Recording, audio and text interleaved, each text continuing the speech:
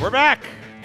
We're back. I am very excited to be back on this panel. You know, it's funny. I had the chance to do. They're like, which panel do you want to do? The elite one or the this one? I said I want to do both. So really excited to do this panel. We're gonna have an hour for this panel to talk with Matt Booty and some of the folks from our recently acquired studios about making games, what it's like to make games, what it's like to work for a large company like Microsoft and still be creative. So who are we bringing out first? I apologize. Matt, all right, let's start off with the boss himself. Matt Booty, the head of Xbox Game Studios. Matt, come on out. Have a seat.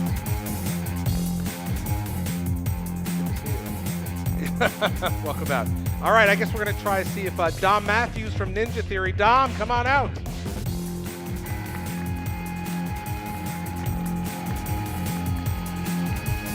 And from our good friends at Obsidian Entertainment, Feargus Urquhart.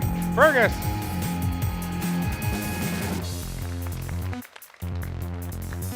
And for this last guest, I'm going to ask everyone to please put on your splash ponchos. Mr. Tim Schafer. They're in the splash zone.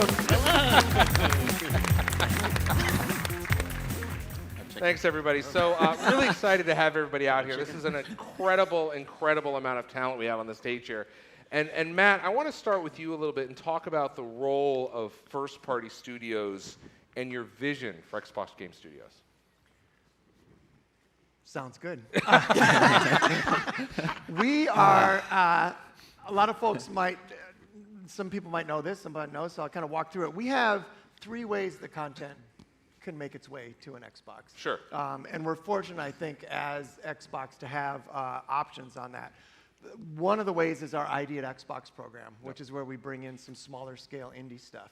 Another way is with all of our relationships with the bigger publishers, like your EA, Activision, Ubisoft. So they kind of form the bookends of the big and the small. And the job of first-party studios, of Xbox Game Studios, is really twofold.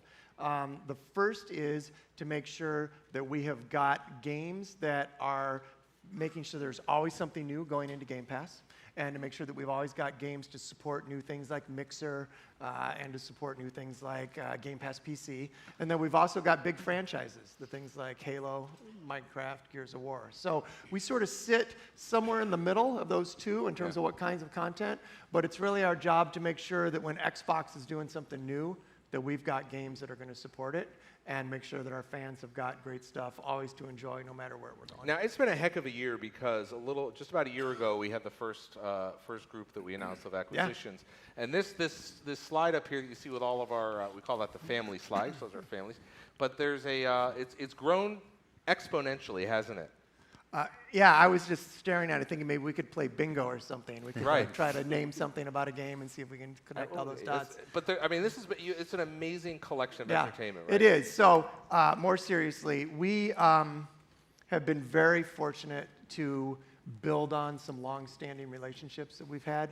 Over the last few days, as I've been talking with people, that I've gotten some questions of how do these things come about. And in just about every case, it is more the fact that we've worked with people for so long and that we've made games with them, and we just have gotten to know the great people in the studio. So it's been great to sort of finally sort of seal the deal and work more formally. Now, if I recall a little bit of the timeline correctly, Dom, you joined us about a year ago. It was announced. It was your last E3. E3 last year, yeah. And then at EXO in November, yep. Fergus, your team from the city joined us. Then just a few days ago, Tim. Thanks for watching. You held out. Yeah. But you're here, so it's really been great to see some of this exciting activity. Let's roll back a little bit and talk about E3. We had an amazing earlier this week. It was great to have everybody talk about some stuff on stage. Yeah, it was great. So did everybody see the briefing? I don't know if everybody got a chance to watch. Yep. I was backstage. I was going to tease Larry a little bit. Everybody saw Keanu come out on stage for Cyberpunk, and I'm watching backstage thinking, I got to go on stage after Keanu. Yeah. And then we're backstage watching the Elite controller, and I'm like, I got to go on stage after the Elite controller. Yeah. So I feel like they're kind of setting me up here. You know? It's like, but we had a great time at the briefing. 60 games that we showed total, 14 of them from Xbox Game Studios, which is great. Over 30 of those will be in Game Pass day and date. Yep. So we think it was a pretty good showing for us. We also talked about, again, Game Pass showing up on console, on PC, Game Pass Ultimate, pretty exciting. Yep. Talked about a new console, talked about new streaming stuff. So a really great E3. And for me, having been to a lot of E3s over the years, it does feel like there's a little something different in the air. Things are changing, and maybe we're heading into some exciting times. I want to swing it over to you, Dom. Tell us about your E3, because last year you joined the company. It's been a year since we've been working with us, but you had a new IP you announced. Yeah, so announcing a new IP on stage. So I mean, so Bleeding Edge, which we announced in the briefing, it's been in development for a number of years, and kind of as an independent studio, we were thinking about how we were going to announce this thing, how we were going to launch this thing. We then joined Xbox Game Studios, and suddenly, okay, want to be in the briefing? Yes. So suddenly we get to be in the briefing and then be on the show floor on the same day to let people get hands-on. So it's just been incredible to be able to kind of do all of that in one go with the team at Xbox behind us just to make that happen. It's been awesome. And like a real highlight for me has just been meeting the fans. You know, now that we're part of the family, we're part of the Xbox fans family as well. So to be able to meet all of them and feel that love has just been incredible. Feargus, how about you? Well, I mean, it's the same, I think, like with Dom, I mean, after having studios for so long and being independent and working and, I mean, making awesome games, sometimes it always felt like, where were we going and where were we going to get to? And having Microsoft, like, look at us and look at all the other studios and say, hey, we see you as people that can deliver incredible content, incredible experiences, and then have that support. So we opened up the press briefing, which was just crazy. I mean, in however many years I've been doing it, I mean, it was always like, yeah, that's never going to happen. And so, to get that kind of support, for the Outer Worlds was, I mean, it was great. And I mean, and it really kind of just shows that the internal studios are incredibly important. We get the support that we need, and we kind of now get to dream. I don't know if that's the right way to say it. We get to kind of dream of kind of where we want to go and what kind of games and experiences we can give to people. And that's why I started doing this 28 years ago. Yeah. And getting to do it now is awesome. Now, one of the announcements, of course, we had was Tim's Double Fine Studios join the team, which is awesome. Tim, that's got to feel great now for you. I hope it does. Yeah, I mean, definitely. It started the week off with a bang. That's for sure. Yeah. And that's those kind of moments are. Feel really fortunate to be part of the studio, but to also have that moment on stage. Because when you make games, you're often locked away in a little room, and you're hoping to make something that makes someone happy, but that person is very far away often, and you don't often get to see them laugh or something like that. So to be able to come out on stage and hear people in the audience just facing you and hear their reaction, and when they said the name of the studio, Double Fine, and everyone cheered, that really feels good. Yeah, feels really good. And there was a loud cheer, not as loud as Keanu. But it was up there. Well, he had a smoke machine. I mean, that's right. In all fairness. You had some we're awesome asking for smoke machines. Next year we're all getting smoke machines. Matt, smoke machines. Matt, it's been a heck of a years. We talked about the acquisition. What do you look for when you're, when Phil comes to you and says, "Hey, let's go get some more studios. Here's the checkbook." Do you go? What are you looking for? Like, what are you looking for in terms of what a studio is, in terms of what they've done or what they can do? Tell me about that. Well, it really starts with the people in the studio. Every single one of the studios has got such great people in it. Great cultures that they've built and that are fun and built around their commitment to creativity, and also we feel that they're aligned with. They share a picture with us that gaming can be something good for the planet, that gaming can be something that brings us all together. Yeah. And I think we share that. The second is, what each of these studios has done is actually pretty hard, right? To keep an independent studio independent for 10, 20 years, that is very difficult. And a lot of, if you spend time, talking to the people into the studio, they've had some hits and some games that have done well. And then there's been some times when things didn't go so great, but they stuck together. Mm-hmm. And that, to me, is just a real reflection of the character and just the leadership that exists inside the studio. And then lastly, what are the ideas, right? I mean, we could sit here and, probably do an inventory of 36 games that have come out of, just the folks sitting right here on stage Right. with us, right? So when you add all that up, the people in the studios, the cultures they've built, the values that they've established, you think about the studios and the way they've managed to stick together through a games industry which is pretty, at times, dynamic and a lot changes. And then lastly, just the ability to keep coming up with great new ideas. Those are really the things that we look at. I want to ask the other side of the room, you guys, from the studio perspective, what do you look to do? What do you want from Matt? Like, do you just want him to just stay out of our way? I mean, I'm curious to see what that dynamic is. Tim, what are your thoughts?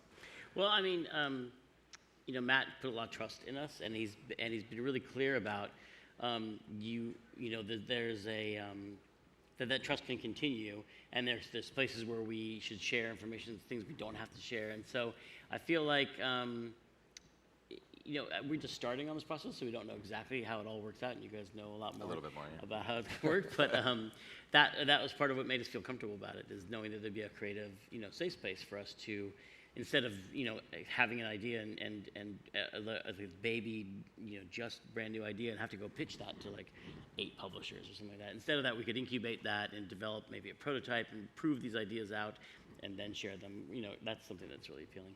And I think also just the, when we first were talking to Microsoft a year ago, and I had my first lunch with Matt, the message then is the message now. And I think that's, for us, it's just consistency. I mean, a lot of what our businesses have been and the games we made for so long, it's kind of this, like, kind of working with this group and then working with this group and then trying to do stuff internally.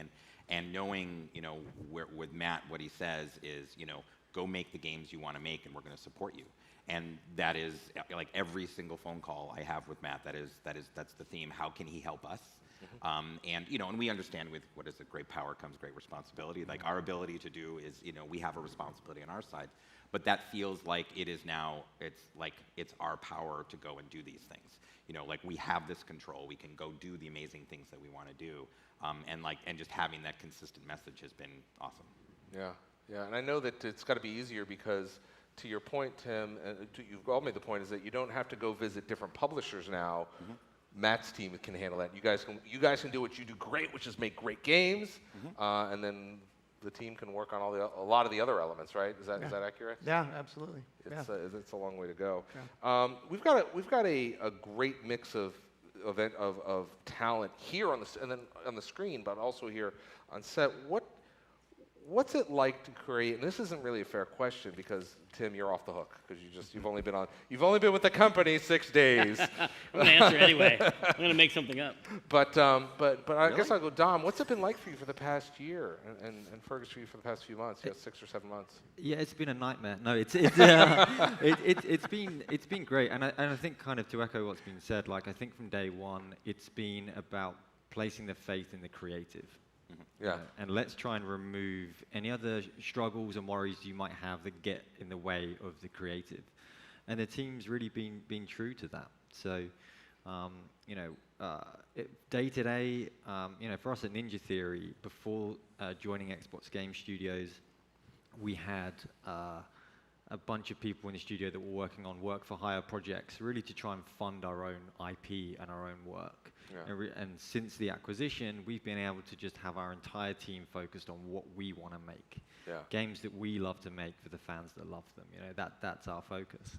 And the great thing is that the balance that we have with Matt and the various teams within Xbox is that when we feel that we need support, whether it's from the marketing team or the user research team or the legal team or finance team, it's there for us when we want it.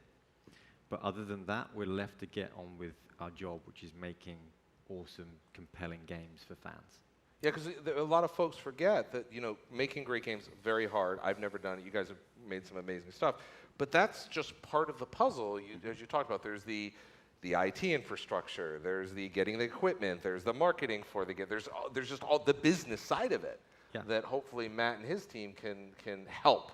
Hopefully, right, Matt? Yeah, and it's more than that. It's like, as an independent studio and running your own business, I'm sure this is true for everyone really on the panel, is that it is tough, and it's about survival. It's about trying to survive so you can make that creative thing that burns within the team to make. And at times we haven't been able to invest in our teams enough and give them what they need. But now we're in a position where we can fund the teams with simple stuff like the best IT kit. We're trying to make the best games in the world. Let's make sure people have got the best monitors that they can have. And I know that sounds like a small thing, but really for us as a studio, it's been penny pinching at times, which you need to be. But now we get that backing to be able to go, you guys go and make what you want to make, and we'll back you to make it. And your point about the access to certainly that stuff, but there's also this other neat thing is that we have this incredible collection of studios, and inside of it is this amazing talent. So if you want to learn about, hey, what do you think the best controller config is for a fighting game? You guys certainly don't do that. But I'm saying there's all this other talent that you can lean on and knowledge base across. Yeah, I mean, so we're part of a group of 15 studios now, and it's super collaborative, and it feels like a very safe space. So now we have a bunch of, like, from being an independent studio or working with publishers where everything is kind of under wraps and you can't be too friendly with people. Now we have studios all around the world that we can kind of knock on the door and go, hey, have you done this thing before? And they go, yeah, we can talk to you about that. Oh, and that performance capture that you've been doing, can you talk to us about that? Yeah. So it's awesome to be collaborative, right across the board and try and solve these problems together. And the nice thing is that, I sat in the briefing, and it's great to feel like we're all gunning for the same thing. What we get to do is make the games that we want to make. But if we can make the group as a whole successful, then we can keep doing that for years to come. So part of that sort of feeling of being part of that group is that I can cheer on everyone else's games. But I think also the thing that I think is super key aspect, which Matt pushes and everybody else pushes, is this idea that we're Obsidian and we get to be Obsidian. Dom gets to be Ninja Theory. I'm also going to be Obsidian. See, I wasn't going to bring you up. It's just, so our culture is super important, and being able to. So it's interesting, actually, as businesses, we're still our businesses, and we still do certain things that Microsoft is never going to do, like some of the boring stuff, like figuring out medical insurance and variety of other stuff, and by being able to kind of have our own course with a lot of those things, we continue to feel like the studio we were the day before the acquisition. Sure. And that drives our ability, that just reinforces, like, we make games that are like this, and Obsidian feels like this, and we're going to continue to feel like that, but still as a part of this broader thing, which I think is an amazing, because it's I think for a big company like Microsoft, sometimes it can be sort of an easy thing. We have the Microsoft way, and you're all going to comply, and it's going to be like this, and you have your blue badge, and so forth and so on. And that's not the goal here. The goal here is to let us be us. And now with sort of like not having to handle all of the things, we can just put that all into our Ninja Theory game, Double Fine game, Obsidian game to be more of what they were than what they were before. Tim, I want to ask you, I know that a lot of folks have come knocking on your door in the past to try to buy your company, I believe. What made you choose us? Well, Matt. Well, Matt makes a really nice pitch. No, Yeah. and I mean it's true. I mean that really is true. We weren't really looking, but when Matt started talking about what he's been doing with these companies, that it's not about absorbing them into and changing them, but about letting them stay creatively what they were before and just helping them do it better. That does sound really nice, and that does sound like a great thing for our whole team and for being able to make better games. That people will like. That was a lot of the appeal for sure, because no one who makes an independent studio is like, I want this to all be changed by some big corporation. Like, that's not why we started them. Those are all the video games we've played where the big bad corporation comes in and ruins everything, right? Yeah, you wanted to, but I think all our studios had enough time independent on their own where we could establish who we are, and I think we all know who we are, and so we'll know if someone's changing it. So we're pretty. I think we all have strong identities in our companies and cultures that can withstand that. But I think knowing that that Xbox doesn't want to change us is a big part of the promise of it. Matt, I want to talk to you about the collection of studios that are now under your charge. It's not just this collection of studios, but now most of the studios a year and a half ago were in the Seattle area. Yeah. Now we're all over the world. Can you talk to us about what that's like working globally? Yeah, I think the first thing is just that there's a huge team that makes this all work, and I'm also very fortunate to work with a number of people that could also be doing this job. Yeah. You know, Bonnie Ross, who runs 343, a longtime Microsoft veteran, she runs a team of hundreds of people working on Halo. Even, you know, when I think about even Ninja Theory, which is a fairly large group and has got tremendous leadership, there isn't a lot of housekeeping to do. So for me, it's to go visit the studios. It's much less, hey, we got to go check in on what Tim is doing. It's more the excitement of let's go see what they're working on and Sure. let's go check the stuff out. So it really is. I think of it as just it's a privilege. It's an honor that I get to say my job is we get to go to Montreal, we get to go to Cambridge, we get to go down to SoCal, to be able to visit all these places, and then there's the studios in Redmond, that all have tremendous senior leadership on them. I was out. I just had a baby, so I was out for a month. And thank you. And Bonnie Ross took over. Thank you. She did. She took over running things for a month.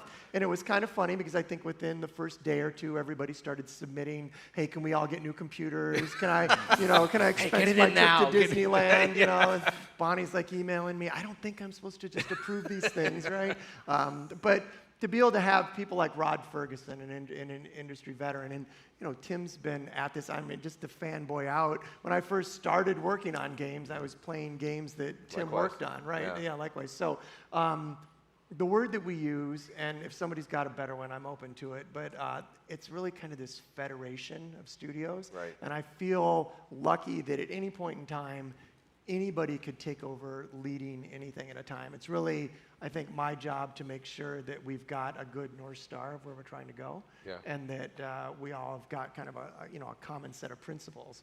But beyond that, like the best part of my job is being able to be like, let's go see what Feargus is working on, and like let's go visit Rare, what's going on there, right? Let's go to Stockholm and see what's going on with Mojang, and that's just an amazing part of this job. Yeah, and that's also something I want to point out is that a lot of folks, I get asked all the time, hey, I want to work in the games industry, but do I need to move to Seattle? Well, no. We've got all these amazing, and every studio is looking for great talent, so there's all these lovely opportunities that, can exist now or in the future. Yeah, and I would offer up, especially to people that are starting out in the industry, more and more, and you guys probably know way more about this than I do, but you don't have to be in the same place to make a video game. So if you saw the trailer that we showed for Ori 2 during our briefing, amazing trailer, that team, none of them live in the same city. There's no office. There's no office. They all work virtually over the internet. They all work communicating, through Skype and things. So it is possible to make an amazing game without even living in the same city together. Yeah, working with a group around the world, which is kind of what everybody does now, because you were talking about your access to the guys at Rare, of course, which are on the other hand, but you're talking to folks in the Coalition, obviously here at Microsoft and all over the place. So now we have this global family. Yeah, and it is, occasionally we want to try to bring everybody together, where we've got some events. I think it's our job to really facilitate some connections, and so we try to, hey, let's get all the artists together and just see what they want to talk about. Let's get all the programmers together. We had we're going to shift gears a little bit. We had a lot of PC games in the briefing this year. One of yours opened the show. It was great. Where do you, I want to ask all you guys, just kind of PC, we have PC Game Pass. So there's a lot of PC excitement right now. There always is, but we're getting back into it. But I want to talk. What do you think PC gamers look for? We'll start with you, Feargus. What do PC gamers look for? I don't know. Sometimes I think at least I don't talk about Obsidian, and I'm sure it's a little bit the same for you. And we focus so much on the game, right? And we want our games to be that let everybody play them. Right, and so we don't want to just be console. We don't want to just be PC. We want everybody. Like we make games. We make RPG adventures that we want people to go on. Like we create these awesome worlds, and super important. Now, as it relates to just the PC, I mean that's where I started. I started, making RPGs with Fallout 1 and Fallout 2 in the late '90s, and so we were very PC focused. And I think there is difference between your straight up console RPG versus PC RPG. But I also see as time goes on, with the new Xboxes, the new generation of PCs and xCloud and all that kind of stuff, I just want us to focus on that experience. I want us to focus so that everybody gets that amazing immersion, gets to hang out with Keanu Reeves, and so that's, I don't know, that's our brain. Our brain is. And I guess also there's a little bit of that from the standpoint of we also want people to feel good about the great video card they have in their PC box, and what does it do, and does it ray trace shadows and all that kind of stuff. There's certain support there and things that's important to PC players. Being able to configure the keyboard and your mouse however you want, and all that kind of stuff. But in the end, it really is about that. How do we get as many people possible playing in our worlds, and all enjoying it in a very similar way? Tim, what about you? I mean, you've made some amazing games for console and PC. How do you think about that? I mean, similarly, I got my start in doing all those graphic adventures in the '90s, all PC, and I think a lot what Feargus was saying is that there are some smaller differences, but I feel like in the end, the things we focus on, like character and narrative and things, exist across all these platforms, and we do want to have them have the freedom they want on PC. They definitely want to.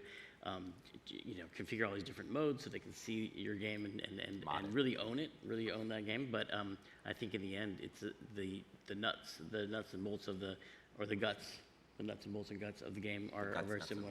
Yeah.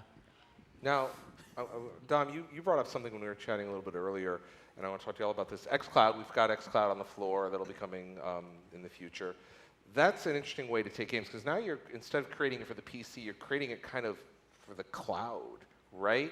And Dom, you had an interesting experience where we brought Hellblade to xCloud. You played it. Tell us about that. Yeah, so to kind of echo what Feargus was saying, like for us, we want to get our game to as many people as possible, and I think it's respecting the nuance of different types of gamers. For me, it's about xCloud is about convenience and content. Right, you make that thing super convenient for people, and we bring super compelling content, and it will be successful. The first time I really saw xCloud was on a trip out to Redmond, and we had a half an hour slot booked in to take a look at xCloud. So I thought, this will be cool. And they had Hellblade set up on a mobile device with a pad. I played it for maybe 5 minutes, and I put it down and said, how can we help? How can we be part of this? Because it just felt and looked amazing.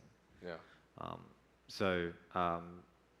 From there on out, it's on the show floor here. You can go and play Hellblade. Hellblade's actually on the show floor. It's that's on right. the show floor, so you can go and play it on a. I think it's on a mobile and it's on a tablet. Right. And it just works. Yeah. The team have taken it and just made it work. So it's incredible. So for me, xCloud. I think for me personally, like as a father of 2 young children. Like, I love the idea of being able to have my kind of 4K setup at home where I can play my games, and then life happens, and I need to go and put the kids to bed, or I need to go to work, and then the 4K version of my life no longer happens, and I am then off, but I can pick up that game again, and I can play it on my phone or my tablet when I'm on the train on the way to work. Yeah. I think it's super, super special. And as we were talking about earlier, as developers, we can make one version of the game, and everyone can enjoy that the game as we as creators intended. Right. Regardless of what, you don't have to worry about the screen size. And I mentioned Ferguson, you mentioned the mouse and keyboard bindings or all of that stuff. It just works. We handle that on the platform side. Yeah, no, I mean, it was. Years and years ago, we're in Irvine, California, and Blizzard's right next to us, and I kind of grew up in the industry early on doing some stuff with Blizzard, so I got to know Michael Morhaime really well. And as Blizzard started to be super successful, one of the things I asked him, however many years ago, it might have been when StarCraft was coming out, and I said, well, why do you think a lot of your games are being so successful? Because they kind of went from no one to the top of the industry very quickly. And he said, at the time, you as a game developer, you can sometimes go, well, we want our game to support everything, and so you're just pushing the poor PC, and the heat is melting things in the back of it, and the card is dying, and all this kind of stuff. And he said at Blizzard, one of my main things is to constantly say min spec, is to constantly say, how do we have the there not be a requirement of having the highest end video card and the highest this. Which is another way of saying make it as broad as possible. As make it, no, that's exactly what his feeling was. Yeah. And he was doing it for two reasons. I mean, he was doing it the reason for, like, well, that's how you sell as many units as possible back in that day, right? But I think the second thing was it meant that everybody could enjoy the same experience. Yeah. And they weren't hampered by what they could afford. Right. That's fantastic. How about you, Tim? Got anything to add there? I think you nailed it. What That he was really said. good. One of the other common themes that we saw, Matt, when you were on stage, and many of you were on stage, was Game Pass. Game Pass, a huge priority for us. We started a couple years ago. How do you think about Game Pass as the head of the studio? Then I want to talk to each of you guys as developers, how it's helped you. It is absolutely a great place to discover games. And I'm gonna, I could sit up and kind of do the sales pitch on, hey, it's where your next great game is and things. I'll just give a very specific example.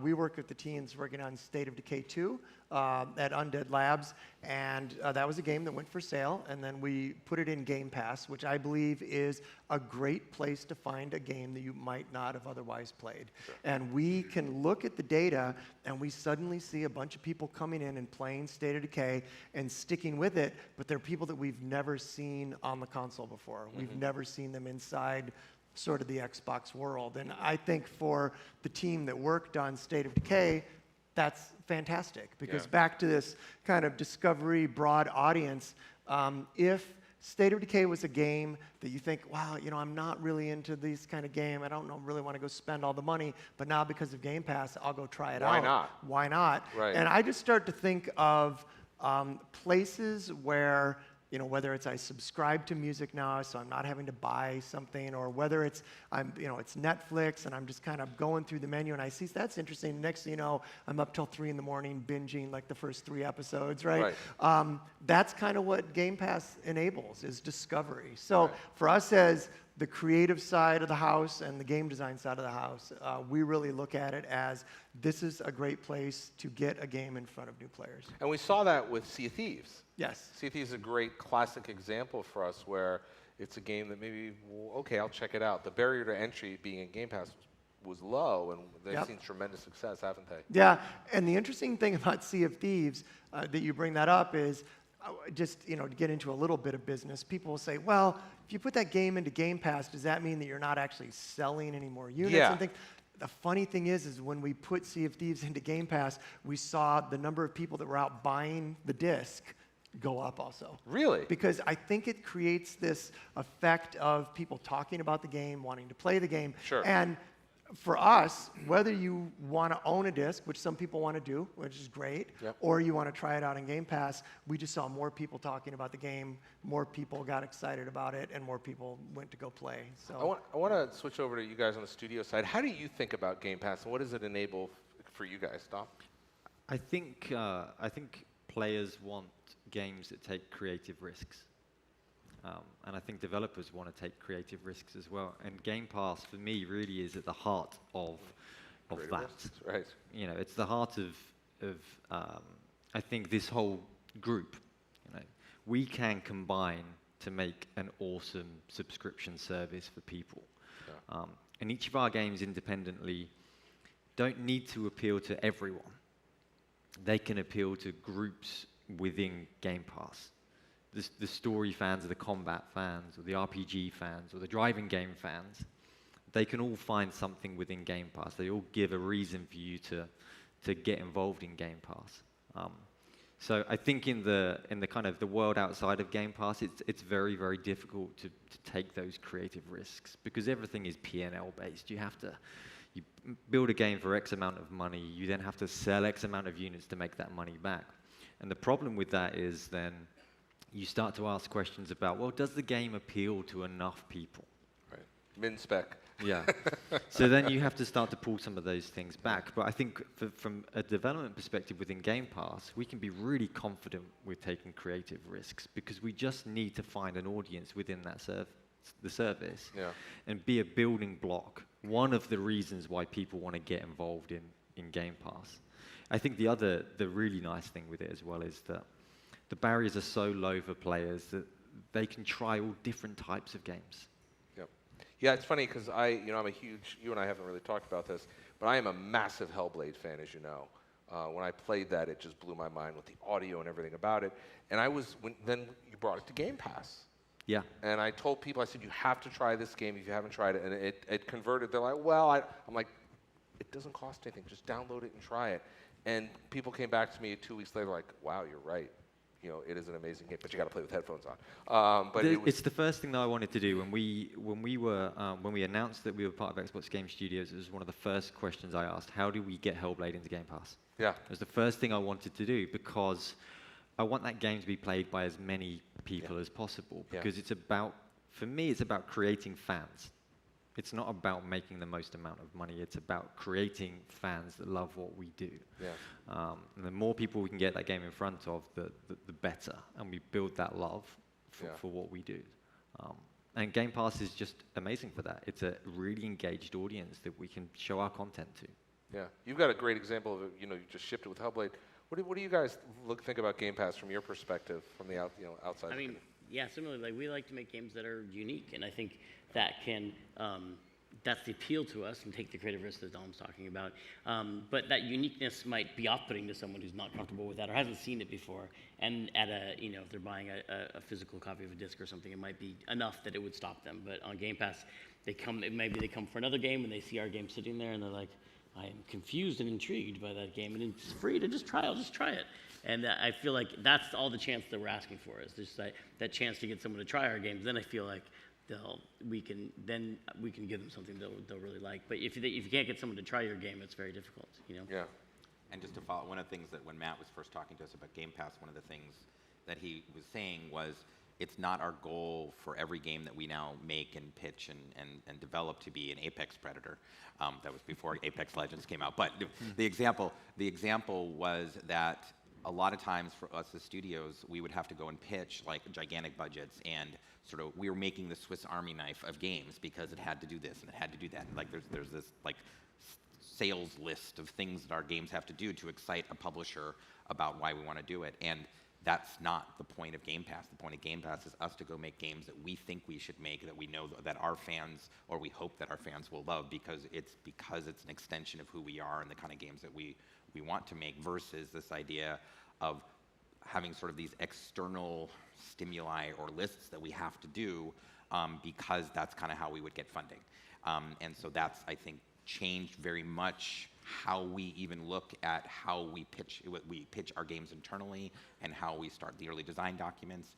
And so I think that's going to change in a lot of ways for the games that we end up making that show up on Game Pass. Yeah, it's interesting because you talked about all having to make the pitch to the publisher, which you don't have to do that anymore. No. You just have to talk to Matt. But it's interesting how, Matt, your strategy of let the studios go build and do what they do great just meshes perfectly with Game Pass in terms of go build great stuff, and now we have this venue for people to experience it. Yeah, and we've talked a lot about Hellblade, but it's just a great example. When we first set out over a year ago and said we really need to grow first-party studios, there was a very specific conversation with my boss, Phil Spencer, where I said, we can go do this, but I want to ask a question. If we acquire Ninja Theory and they go and make 5 more games just like Hellblade, are you good with that? And he said absolutely. Yeah. And so that was kind of the test of, are we on board with taking creative risks, making games that are of a certain scope, and making sure that we try to go broad as opposed to, can we go try to fit everything into some kind of checkbox. Well, it's interesting because if you're in the chat right now or you're on Twitter, hit me up and ask me some questions. We've only got about 15 more minutes. But one of the questions I had in the chat was, when we add new studios, and this is for you, Matt, is there any preference on whether we want them to create new IPs or continue existing? So it kind of speaks to that. Yeah, there's no question. For example, we have these big franchise teams like Halo and Minecraft, and you say, well, what's the Minecraft team going to work on next? They're going to work on Minecraft. Right. And we're going to try and go expand that franchise. We had Minecraft Dungeons here at the show, which is getting a great reception. The Halo team, they're going to work on next. Halo, right? With Master Chief, But what we've got with the studios that we've added over the last year is the freedom to go try some things out and to go bring some variety. So the question is, the franchises that we have will create new IP, but they will do that within their franchise boundary, right? Sure. So there will be, just like Disney with Star Wars, there'll be new kinds of Star Wars movies, but it's going to be Star Wars. But with these teams, it's funny because you keep saying to me they don't have to go to publishers, they just have to come to me. I actually have no idea what most of Ninja Theory is doing right now in terms of the game design, right? At our Compulsion studio in Montreal with Guillaume, he's been working on a game. I'm signing expense reports for people off doing research, but I haven't seen it. It's not like they've got to submit a piece of paper to me and I kind of, sit Here's back. the pitch paper. Yeah, there will be a process where we'll have some folks take a look at it and make sure it's the right thing to build, but it's not like I've kind of become this proxy publisher. We really have to trust the studios to go out and come up with new IP. So the answer to the question is we absolutely want new IP. We absolutely want new ideas. And I feel that we're very fortunate that we've got a collection of studios that includes things like Halo and Minecraft, which I hope 50 years from now are still going strong. And we've got a great collection of studios who are given the freedom to go make up what they want. I had a question from here for each of the devs up here on stage. Is there another studio on this screen that you guys would like to collaborate with? I don't want you to announce anything. Just if you have anything to say. Tim, I think you have an idea over there. I like pirates. I do like pirates. The history with pirates. This was an unscripted question. Yes, This was exactly. completely off. So I would actually say for me, one of them is definitely talking to Undead Labs. They do incredible open world, right? With the State of Decay, and so that's something like when I think about the role-playing games that I want to make and putting those people in, putting people in those worlds. They're the ones they've gone and done and created this huge world. And so for me, that's an interesting collaboration that we could learn from each other. Yeah. When you And pirates. and pirates. Yeah. Pirates are mine. We're gonna have pirates. Yeah, definitely pirates. But other than the kind of the studios up on the board there, like we've done quite a lot of work with Microsoft Research. So we're based in Cambridge in the UK. There's a big Microsoft research office in Cambridge as well, which up until we joined Xbox Game Studios had no idea what happened in that building. I would go past that building every day and kind of wonder what's going on in there. So this is nothing to do with games. This is a whole other part of our business. business. It's a whole other part, but they're in the same cities. We're like, okay, let's get together, and we're having some. You can go over and use the copier now. Yeah, exactly. Yeah, my blue badge. Yeah, no, but they, they're doing some really cool stuff there. They love what we're doing, so we're looking at ways that we can collaborate and connect. So it's not just between the studios, but there's really interesting stuff going on across the whole organization. Yeah, if you need a copy of Excel, then we've got you covered. Yeah. Whatever you need. He's all over it. That's Yeah. actually If you guys have any questions in house, raise your hand in just a little bit. We're gonna pass the mic around. Matt, when you went through the acquisition, a lot of these acquisitions, all of them, do you go to them and say, all right, we're gonna buy you, but you need to ship something in 24 months or 10 months, or how does that work? No, I mean, When you're chopping on your cigar, sitting in the corner office. Yeah, everybody's been gracious enough to give us a look into the window of what they think that, that they'd like to make, and sort of, hey, here's the things that we're planning. And I think also, particularly in the case of something like Double Fine, there's such an existing library of things, right? So we can bring some of those forward. We can do remasters and things. So it's more a question of, hey, what are you working on? But I think, I try to discipline myself more to come in and look at it as what is, and probably all of you even heard me ask this, you can call me out on this, but if there's one thing that you would want to do better in your studio, what would it be? Right? And what's the, I'll just use Jeff Strain at Undead Labs. Jeff, what's something that you wish you had? And he's like, I wish I could hire a team of the best animators in the industry, right? And it's like, all right, well, how do we make that happen? Right? And so it's more, what's the thing that you wish you always had that was just never quite there? And how do we figure out how to pull that together? Right.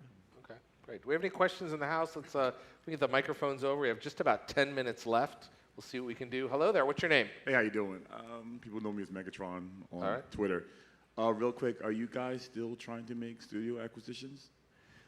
So are we still trying to do some acquisitions? I've been doing a lot of interviews the last couple of days. We get asked that. I don't have a direction or Phil hasn't come to me and said, I want 18 of these by July, right? It's more, and I said this earlier, it's more about the relationships we have and the kinds of studios. So if there are more studios out there like that we feel fit in terms of values, in terms of creativity, in terms of the people, then we'll talk to them. But it isn't like we've got a target. There's not a magic number. Yeah, there's not a magic number. So, and we have, again, I just have the privilege of being able to represent the bigger teams that do so much of this work. We have a fantastic team who goes out and meets with people and is always trying to meet new studios and talk to people. So if we, encounter one of those, then we start to talk, but there isn't really a quota or anything. Thank you. I think the slide could take just one more. I think that would lay out a little better if you slid them over. That's it. I think that's the main thing you need to worry about. Next question. Do you have Graphic anything in design. here? Oh, hi there. Hi guys. Just a question on really how this ecosystem works. Whilst I understand the sort of safe place idea, I'm sure Microsoft does its sums, return on investment, blah, blah, blah. Can we expect there to be much churn in the studios that you've got? And I guess a second question from that is, in a Game Pass model, how do these guys get paid? How does the mechanics of that really work? We get paychecks. Is it like, Well, I mean, is it like sort every of 2 pay weeks, per or- minute like in No, music, it's or not. how does it work? Sorry, in terms like churn and how we get. But when you mean churn, do you mean in terms of staff? Like, Well, no, I mean if your studios perform really well, produce some really good games, but clearly there's another one that's lagging. yeah. Will they be replaced readily over time, or is this more of a long-term investment in the studios? So I'm not going to put you guys on the spot with that, but I'll try to lead into it. So it is a little bit, it's a tough question, but from a reality point of view, I will say that another thing that happens before we acquire any studio is there's a pretty serious conversation that happens about, are we committed to this to the long term? And when we acquired Mojang, there was a lot of questions about, are you going to buy this? Are you going to shut it down? What happened with when you went after, they named some other studios, like let's talk about Lionhead and things like this.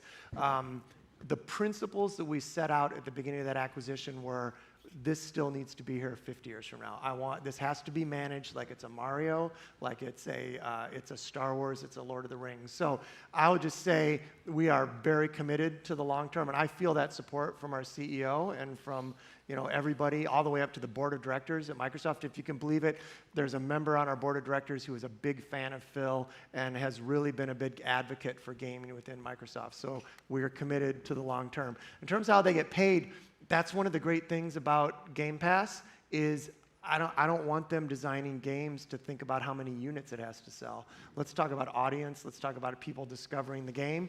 And what I hope, what we can offer from Microsoft is stability. And I think that they can trust that 20 years from now, Microsoft will still be here. So the picture that I hope is that everybody in the studio kind of takes a breath and relaxes and says, all right, this is great. I can sit down and just work on my thing now. I don't have to worry about whether this studio is going to still be here 5 years from now. That's a pretty serious aspect of my part of the job. Thank you. Thank you for your question. We have another question out here. We have one right down here. I'm sorry, over here. Yes. Hi there.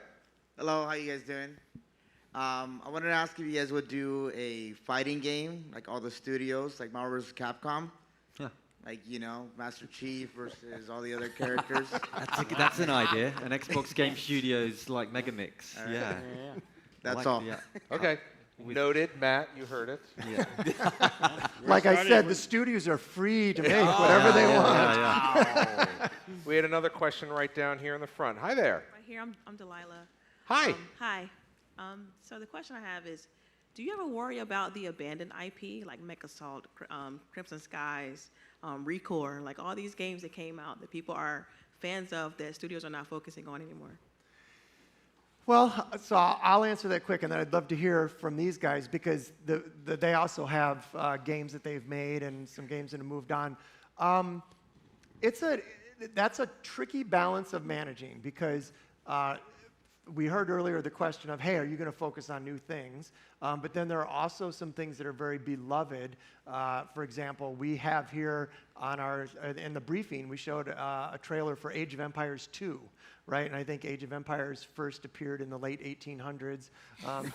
Maybe not that old, but it's been around for a while, and that's clearly a game that people love and that we're going to keep refreshing and bringing forward. And there is, one of the things I love about what we do at Xbox is we are so dedicated to our back compat program and being able to bring your library of games. This is an amazing point in game consoles that you can now own 4 generations of content on Xbox, all the way to original Xbox, 360, Xbox One, and then coming up soon, Project Scarlet. So that's a huge library. So I think in the future we will reach back and touch some IP that maybe we think, hey, now is the time for this to come back. Or actually, more importantly, if one of these guys raised their hand and said, you know what, I think I could make the best Conquer game that's ever been made, and we'd say, we could go bring Conquer back to life. But it's a thing that we think about it, to really to manage of what's the balance between new IP, when do we go back, and then what are the things that clearly people, so Master Chief Collection that we're bringing to PC this summer, goes all the way back to Halo CE, right? And so in some places we're going to do that. So great question, and I would say just keep your eyes out over the next couple of years that there may be some things that are in the vault that we bring forward. But I'd love you guys all work with IP that you've created that's 5-10 years old. How do you think about what to bring forward? Well, I think for me, it's not even so much what do I want. It's really, I think when we have a game finishing and we have a new team, we have a team or we're putting a new team together. For me, it's just what do they want to work on, right? So it kind of, I'm going to come to it and say, well, I don't know about that IP, that's a little weird, or it's not interesting anymore, because you can have abandoned IP that no one really. Maybe it's abandoned for a reason, and so for me that's what it is. It's just if it's a game the team wants to make, then that's something we want to talk about, and that may mean a new IP, it may be something recent, something, or it could be something old. So it really has to be up to them. Yeah, I think the reason that IP gets abandoned sometimes is because essentially you can't get the funding, you can't get the backing to make something with it again. To kind of bring it back to Game Pass. I think Game Pass is an opportunity to look at IP that maybe has been left behind and go, within that model, what could we do with it? Because for us as developers, it gives us an opportunity to do something that is in a completely different mold, that doesn't need to be kind of justified in those traditional green light terms. So, I think there's interesting opportunities to look at the IPs that haven't kept up with the traditional AAA standards, and how they can now fit into that more kind of diverse model that there is in Game Pass. Yeah, it's always a compromise between, I've been making games for a long time. There are a lot of IPs that get brought up, like, are you going to do a sequel to Psychonauts or something like that? And compromising between that and something new. We're all creative people, and we like to make up new stuff, and maybe someone would like this new thing. They just don't know about it yet. You want to be able to sure you protect that at the same time. But sometimes, like you were saying, it's about the inspiration of the team, what they feel inspired to do. And after saying no to doing sequels for a long time, just felt this idea for Psychonauts 2 that was really inspiring and made us want to work on it. And having a studio that has multiple teams like we have, allows us to do both. We can do a sequel like Psychonauts 2 and do something like Rad, which is all new. And I know what you're saying about the old IPs, but it's always a balancing act. All right, unfortunately, we only have a couple minutes, so I'm going to have to wrap it up here. I want to thank Matt Booty, of course, and Dom and Feargus and Tim for joining me on stage, and welcome to the family, a proper welcome. And do you have any final words, Matt? No, just thanks for everybody that joined us here, and also everyone that joined us at E3. It's great to see E3 so energized, and there to be just so much excitement. I think so much of that comes from the fans, so thanks. All right, we will let you guys go. Thank you very much, and have a great show, everybody. Bye-bye.